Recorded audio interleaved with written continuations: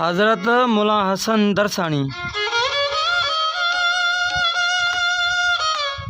सिंध जो ही बुज़ुर्ग हज़रत बाउलदीन ज़करिया मुल्तानी जे सिलसिले जो बुज़ुर्ग हो। सिंध में हिन जे इरशाद जो सिलसिलो तमामु घणो हलियो।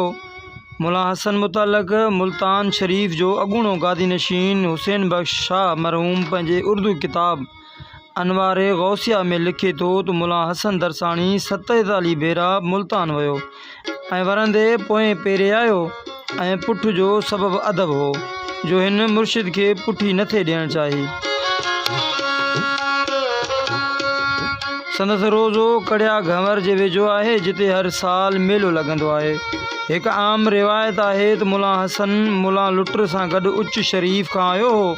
नंढे हूंदे मुला हसन मीरपुर साकरे जे वेझो ॿियनि शागिर्दनि सां गॾु दरिया पीर वटि तालीम वठंदो हो।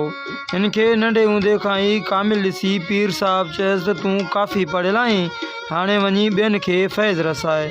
नेठि मुला हसन मुल्तान वियो, जितां वापसि अची उन जाइ ते क़याम कयईं जिते हिन वक़्तु संदसि दरगाह आहे।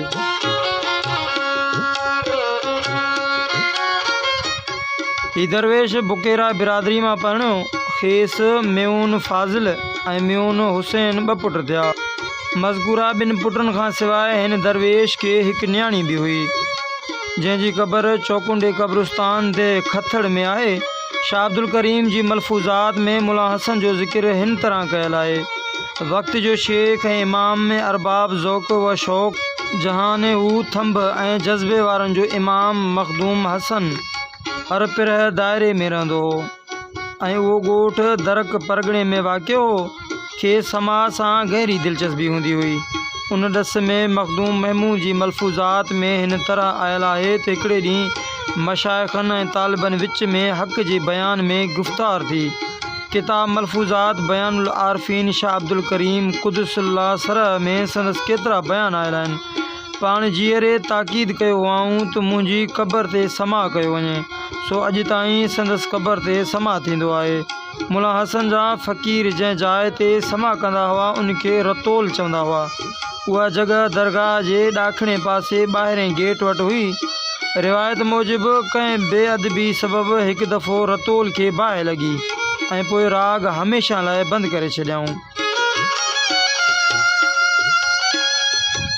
बाक़ी दरगाह जे अॻियां अङण में जेका कुबी आहे उहा दरवेश जे कचहरी जी जाइ आहे।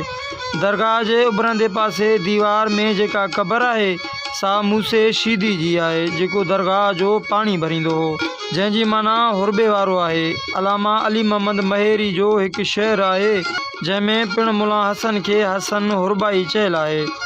हसन हुरबाई हकल कई दोला दोस्त ख़ुदा हारे शींहं हरियण में नाणा नांग थिया। मुला हसन 7वीं सदी हिजरी जे आख़िर जो आहे ऐं उहो सिंध में सूमरनि जी हुकूमत जो दौर हो। उन लिहाज़ सां ही तमामु आगटो बुज़ुर्ग आहे। हिते आम तौर ते ईअं चवंदा आहिनि त मुला हसन दरसाणी दर्स वरियाणी, जंहिंजो मतिलबु इहो आहे त मुला हसन जो पीउ दर्स थियो, जंहिं करे मुला हसन खे दरसाणी चवनि था।